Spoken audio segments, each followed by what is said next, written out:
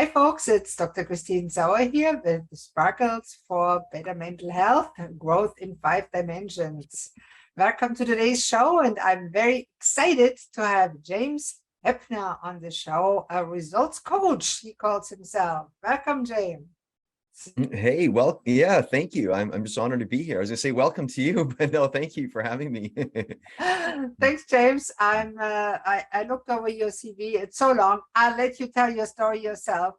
So what I'll ask all my guests is, how come that you are so passionate to do what you're doing now? What's your story? How did you get where you hmm are now? Well, let's just say it this way. And for listeners, you can probably tap into this. There are things in life that seem to work, and then all of a sudden what we utilize no longer works. And so my passion was found when I transitioned from the first half of life into the second half. And the first half of life, typically we find meaning and passion and purpose and peace. We find it all typically through the answers that we seek and the answers we give ourselves. And I don't think that we mean to not be curious. It's just we got a lot of things going on. We're trying to get our degrees and trying to move forward in business. And it is what it is. And so a lot of our goodness comes, I think, when we find solution. Yet, for example, I have two boys, a 17 and a 15-year-old. And when Harrison was born, he was born in high functioning autism. And of course, there's a lot of questions surrounding that. And it really decentered me. And typically what I do is I just research it and I'd be okay. And however, a few things combined with that, the 2008 housing crisis, I was in the real estate sector. So everything comes together, coalescing. And all of a sudden, what normally worked, which was finding clarity through answer, no longer worked. And so listeners, you can probably tap in. There are moments in life when all of a sudden we need to use a different energy set. And so I'm so passionate about what I do because I recognize that each one of us is invited at some point in our life to move from the first half of life to the second half. And the second half, we find meaning, purpose, passion, peace. It all comes not just through answer. We can still use answer, but we add another thing. And that now we lean into the questioning, lean into the doubting, we lean into all those things, and uncertainties don't make us so afraid anymore. It's like, of course, there are things that I don't even desire to resolve. Like, why would I need to get beneath and it all to say that I've got it figured out and this is how it's going to work? Because let's be honest, since I was born, like, I don't know if listeners can relate to this, but since I was born, things have actually never worked out exactly the way that I thought they were going to. You know what I mean? So I am so Absolutely not. right. And so I guess I'm just so sorry for the long answer, but Oh, I'm so fine. passionate because there are some things that just no longer worked, and I adopted a new way of living. I expanded where I made losses safe. It wasn't just that I'm looking for wins. And so now I get to meet people and wrap my journey around. I can spot those people, and those people, they find me for those reasons. So there you go. That is fascinating, James. Now my mathematical brain kicked in and calculates the first half, second half of the brain. Now, how long is the life for you? Well, that's a thing, right? And I think that's a great question because often when we say first half, second half, we're going, well, if we live to be 100, that means at 50 we kick over. And I think you and I are on the same page. It doesn't mean age, it's not all linear. It's just at some point in time, I think the point is we all hit threshold when something happens that's bigger than we've ever handled before. And typically it's we're pressured from all sides. And I have this little thing that says the more we're pressured from all sides, the more present we become. And that is if we do pain well. And for me, the acronym that I have on pain is simply please accept inner nudgings. If you don't accept inner nudging, you'll have to go through suffering. And so if you do pain well, then more pressure will make you more present. The more present you are will lead you to deeper peace. The deeper peace you have, the more passion you have, and the more passion you have, the more purpose you got. So I that's my love little the formula. alliteration. That is awesome. And pain, please accept inner nudgings. Mm-hmm. Love that. I haven't heard that before. That's a good one. And everything that after that starts with a P. That's cool. Uh, I'm a language buff. I love that. Oh, nice. And so I'm very fascinated by the English language, by the way. I'm Mm. born German, but Oh. I live in Canada. So it's fascinating. So cool. All right. And you know what I always say, how you know that somebody is, as you say, in the second half of their life and has arrived at a relatively good place You can see it in their eyes, they sparkle. Mm-hmm. Mm-hmm. That's how I got the sparkle, because it makes them alive. Mm-hmm. And uh, tell me a little bit about what you think about the transition between the first half and the second half or part of the life. Usually there's a break, right? Mm-hmm. How Mm-hmm. do you see that? How that didn't happen for you? And how do you see it in your clients? Mm-hmm. Mm-hmm. It's a great question. So I think, and I'll just go back, I think it's a break from what we're accustomed to. And so something happens that, and it's singular typically in motion, something in motion, because something living is something singular comes into our wheelhouse and we start navigating with it the way we normally would. And then while we're navigating, another thing happens. So it's an assortment of things that kind of surround us. And and I would just probably say it. Some people say, I don't like to feel overwhelmed.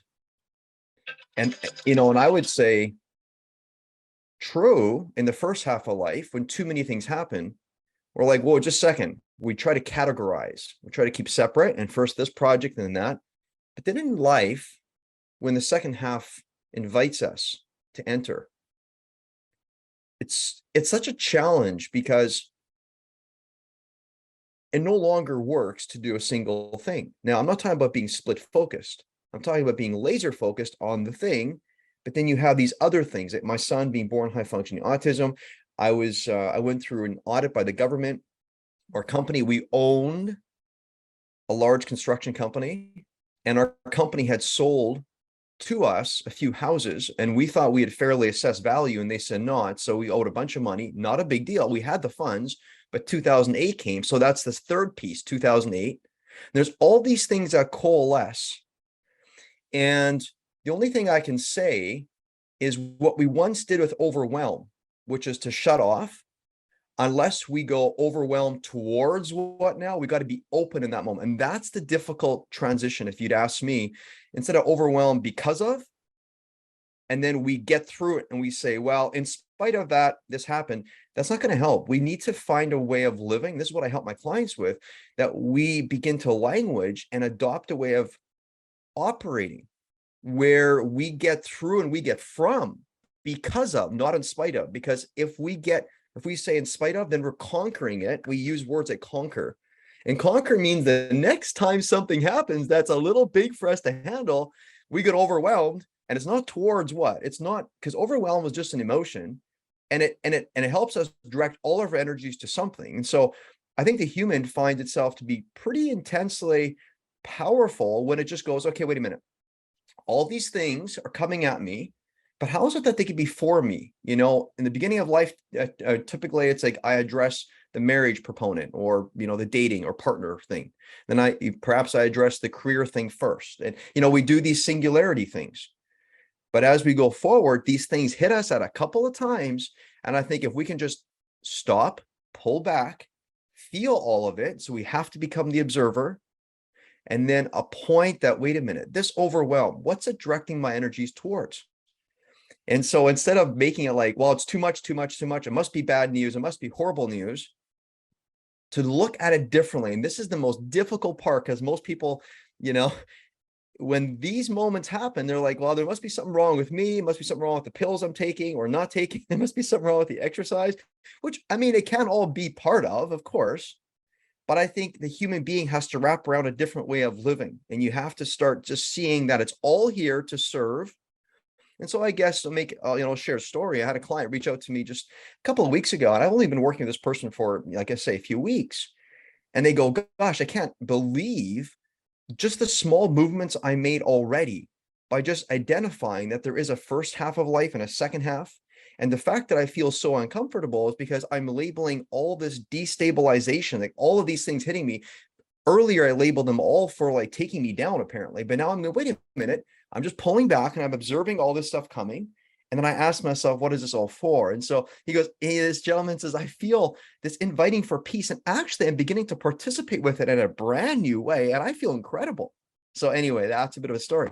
That is awesome. Now, let me ask you, when you're in that transition and in the second half, and the stuff comes from outside and it adds up and people feel overwhelmed, how do they achieve clarity so they can take a positive action forward and not just Mm, mhm, go in the hamster wheel mm, like mhm, some do? mhm, mhm. That right there is the perfect, I don't use the word very often, but I think that's the perfect question. And here's why. While all this is happening, unless we're clear on something, we do not take decisive action. Decisive action means we decide on it and it's a non-negotiable and we act on it. That's what makes it decisive. We actually act towards it. And so we must focus on something, laser down on it, so that we execute with precision, in my opinion. We have, if we don't be about that work, it's just not going to. So clarity at a moment like that. So I'm just going to take it back again. I think it's when we realize that we're destabilized in that moment, to feel what comes up. Typically people go, this feels weird, this must be wrong. But here's the truth. A human doesn't walk on one leg like a kangaroo does. Or, sorry, a human doesn't walk on two legs like a kangaroo does at the same time. A human walks on one leg at a time. And when it walks on one leg at a time, when the left foot is solid on the ground and the right foot lifts and moves forward, the human is actually always off balance constantly. That's what makes a human strong, being off balance. And so if we say that being off balance and the feeling that it gives, if we give it the label that this is horrible, this is bad, we are going to resist, we are going to fight, and we're going to try hard to stay in the first half of life, which, by the way, there are a lot of people that are plenty like aged enough to be, they could be well into their second half of life if they let it, but they're still fighting for the first, meaning they're defending, they're holding at bay. And honestly, it looks like a miserable life. So I don't know if that answers your question, other than to say the destabilization, I think we have to ensure that we don't label it as bad, because as soon as we do that, then the clear thing can happen. That's when we can pull back and see it all and go like, oh, all I have to do is this. Honestly, let a whole bunch of things just happen as they're happening. Okay, that's number one. And so we get clear on letting things be, instead of always just doing, and then, embrace the being part of your human consciousness. You know, James, I really like when you say that it's not helpful to label things as bad, and it's also not very helpful to label them as good, because they Mm, just are. It's the same with mhm. emotion. There's really no good or bad emotions. They just are. And there's advantages and disadvantages to either.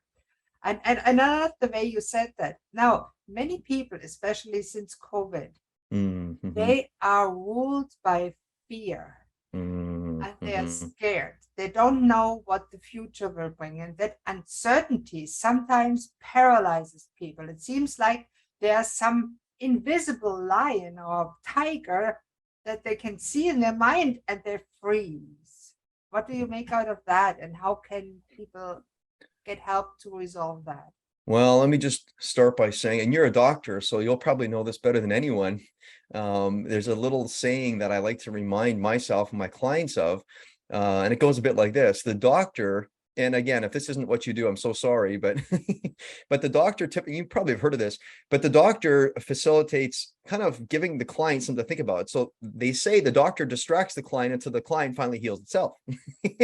So I'm not saying that's exactly to the point. I'm not trying to pull you out of the perspective, There's a but it's lot, like, there's a lot to it. It's right, not, there's, the doctor doesn't heal anybody. that's right. It's the greater energy, God, universe, whatever you believe in, that does the healing. Beautiful. Exactly. And so when I say distract, I don't mean to Yeah. take the client off of the focus, but it's like, give the client something to think about, give the client something to work on. And while the client works on, then it's like, and that's the magic of the healing anyway. It's the God, the universe, the source power. Once the human finally calms down and relaxes, like you think of a muscle and it's always uptight. And then people go, why am I so uptight? Well, how about you just relax your fist for a second? It feels incredible. It feels incredible. So to answer your question though, and just to take it directly there, I think what we've observed, at least what I'm observing, I don't know what your thoughts are on this. I'd be curious to see what you think. I read a while ago that a lot of the fear, the undertow of fear in COVID baked into society is this fear that we're not progressing fast enough. And when we're not progressing fast enough as a collective, it's easy to just get sucked into this vortex of they shut us down. We can't go shopping now. Well, that means that store isn't progressing. The economy isn't progressing. So I think we have this hypervigilance towards, if you think of the phone, scrolling, Instagram, just fast, fast, fast. We want it fast, bigger, better now. North America, and I'm no, enemy of the United States. I'm in Canada, and so we're neighbors of, of the United States people. But I think we have to be so careful. And I mean, this isn't just US. I think overall, let's be honest. The one thing that I see, and to your point earlier, not good or bad, benign and hostile. I'm always debating the tensions of life. And so to some degree, the human being, in my opinion, always wants to be of benefit. And part of being a beneficial human, if you look at, for example, washing your clothes, years ago, you'd walk down to the river, you take your clothes, you'd put it on a rock and you'd beat it. And that's how you wash your clothes. And then they had this washboard and you washed it like that.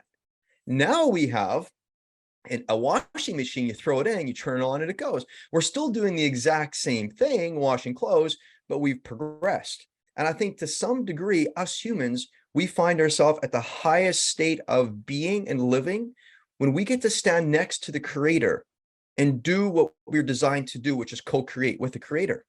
And I think part of that creation is we're going, listen, wouldn't that make sense if we're progressing? And so I think there's this fear, but the fear isn't the problem. It's being afraid of the fear. So afraid is the spike protein. Fear is not the problem. I'm an amateur in the Bible, but Bible says fear not, and I don't think it means like don't have fear. It just says don't be afraid of the fear. Because like you said earlier, all emotions are safe if we let the light in. And so when we dance with the fear, be like, yeah, we feel like perhaps the stores are closing. I wonder if we're progressing. Okay. But to act on it, but being afraid of, that's that spike protein. So for me, honestly, when I think COVID, I think it's been such a gift for humanity to see that what happens when we as a collective just think about this. And if it is the progress thing, I think there's something to be said about it. But I mean, everybody has their own individual reasons for. In my opinion, and this is my opinion, I think we saw about who the human was individually when COVID came. Some people, look at it, some people got panicked beyond measure. Other people got calmer. Yeah. So. I love that perspective. It's very interesting and unique, because most people would say, well, people are afraid of dying from COVID or from other causes. And many people are. And my stance on that is people are afraid of dying because they don't which live. is true. Because they haven't lived. Because That's if people right. don't live, they're afraid of dying. And another thing that is something, I don't know if you like country music. I do. There's that funny song, if you're going through hell, just keep going. I've heard that song. That is exactly what psychologists explain to, I trained with Dr. David Burns. Nice. And he's awesome. And he said, it's not the anxiety that hurts you. It's the avoidance of the things that you want to do. And that's same as you're saying. It's not the fear. It's being afraid of the fear and avoiding the things that otherwise could bring you joy. That's right. That's right. If we have such an inability to stomach an emotion, when something like COVID happens, it's going to be revealed. Like, gosh, when I think Tony Robbins will say things like, and I've heard him say years ago, he said, to the exact degree that you can comfortably handle uncertainties, to the exact degree you're going to enjoy life. And I remember when I heard that, I asked myself, and I did a stress test, how comfortable am I with uncertainty? And I mean, honestly, my story, I didn't share this with you, but in 2008, I checked out of life for 2.5 years. I found a way of successfully sleeping for 18.5 hours a day for 2.5 years. Now, I wasn't sleeping all the time, but I was sedating myself with melatonin and gravel, all these things. And honestly speaking, in between first half of life and second half of life, typically, this is my whole tale, what I mentioned earlier. We have more things that happen, more things that come at us. And so there's more uncertainty that we have to deal with. And if we don't have an inner musculature that's developed, when that happens, I wouldn't say we're crap out of luck, but it's going to be very difficult in a moment like that. And all that we typically do is we look around and we go like, oh, I'm just going to do what that person's doing. I'm going to do what the TV channel says we should be focusing on. Look at the amount of deaths. Look at this. And it's horrible. Yeah, it is. These are facts. So I think the key thing is let the facts be facts, stay with reality. But anytime we feel ourselves wrapping up, we don't have a muscle for it. And I think we need to get really clean about, for example, I'll just share a bit of a story. Is that okay if I share a story? Sure. Okay. So for example, I heard the other day, the psychoanalyst, he was talking about, for example, people go to church and he's not for or against it. And he says it's a beautiful thing because of course it can be a great thing. I would agree. It can be a fantastic thing. But he says, one of the things that he's become aware of in fundamentalism, so Christian fundamentalism, any fundamentalism, basically, he says, what you'll observe is they seem very certain. Like they know who God is, they know what eternity will be, they know what eternity won't be, and they know how to live a good life and what a horrible, they apparently know what God wants and doesn't want. They know all these things. The only thing is, he says, if you look at it, if you really get beneath it, he goes, and if you want to watch a message, listen to this one. It's a very popular church here. It's in Lower Mainland, British Columbia. It's a thriving church. Like a lot of people are going because who doesn't crave some certainty in moments like this? It's a massive church for young people and it's hip hop and whatever else it is, right? And he goes, if you observe, and he goes, I don't want to be like unhelpful in judging. I'm not trying to do that here. I'm just saying observe it. And he goes, just watch when the speaker, when the pastor does his thing. He says, is he actually that certain? Or is the truth actually that if you're so certain about something, you have a repressed need or you're repressing your need for uncertainty? So it's a repressed need for uncertainty. So all we do is if we're so uncertain, we're like, I'm certain there. I know God would want that for us. And then we get so in the face of, but actually we have a need for uncertainty, but it's so squashed down and we think we can take care of it by just being so certain. And it doesn't work. It doesn't work. I find that very interesting. And I'll tell you a story out of my life. My brother happens to be a fundamentalist Christian, and I disagree with him 100%. Mm-hmm. But I have to run that by him that he may be having a need of uncertainty, because when we meet, he lives in Germany, but when we meet, he never fails to tell me that because I don't believe in Jesus like he do, I'll go to hell. Mm. I mean, it does bother me, but I chuckle by now and I say, yeah, right. At least it's warm there. I always have cold hands, I personally think if there's a hell, and there may be, it's what we create here on earth. I would agree. Because many people create hell on earth for themselves. Mm-hmm. True. And what would you as a coach say is a prescription to get out of the hell on earth that we create ourselves? That is such a beautiful, beautiful play. I should cue it up. I was raised in a very fundamentalist Christian home. My dad was and still is a pastor of a mega church. And he's a leader of thousands of people. And what's interesting is my wife said a couple of years ago, and so let me just cue it up like this. We are still faith people. I do find my way to the creator of, and I find it through Jesus, honestly, but I make room for other people to find their way to some creative source through their own mechanism. So I now do my faith inclusively. I don't try to transcend through exclusion, but I transcend by inclusion. Often fundamentalists will transcend by inclusion. You can transcend, but it's very exclusion. And that's a very narrow field, but you can do it, but it's not going to be like a wide open view of life, the way that I think, for example, Jesus would have brought. But what's interesting is this. My wife says to me a couple of years into our deconstruction. So anything in life we construct first, then we deconstruct it. And then if we keep moving along, we're not going to stay stuck at deconstruction, because then we're just angry for angry's sake. We don't actually let anger bring any kind of benefit. Some people, when they get stuck there, they don't like being stuck at deconstruction. So they go back to constructing. So they don't really grow. They just go back, no, I've tried that. I almost lost everything and almost lost my faith. But if you're smart, and I'll say it, if you're smart, you're going to go, when you're feeling uncomfortable, you're doing all the deconstructing, the purpose isn't to throw Jesus out with the bathwater or throw your faith out with the bath. The purpose is to have a new experience and have a reconstructed life. So you go from construction, deconstruction to reconstruction. Reconstruction, not so you can blame these other people or say you're idiots, whatever, but that you can include them. So for example, what you just shared was like, you are saying, I include my brother. Like, he has a difficult time including me, but I can just like, I don't maybe laugh in front of him, but I kind of laugh here because it's like, oh, this is like, he's transcending by excluding, and you're going, I transcend by including his perspective. So it's a rebirth, right? And so to that play, I'll say it like this. My wife shares a story with me a couple of years into our deconstruction, and we're like into the reconstruction for many years now. But when we're still in deconstruction, she says to me, if you really think about it, she goes, the story of in the Bible, when Adam and Eve were created, there's a story. And God says, there's this tree. There's this tree. Just don't eat of it. Just don't really touch it. Just don't go there. You can have everything else you want. By the way, just keep playing in the garden. You're fully naked and just keep playing. Do whatever you want. And you know, which human wouldn't enjoy just not having a bunch of constructs like clothes on them? It'd be kind of fun. It'd be kind of, you know, interesting anyway.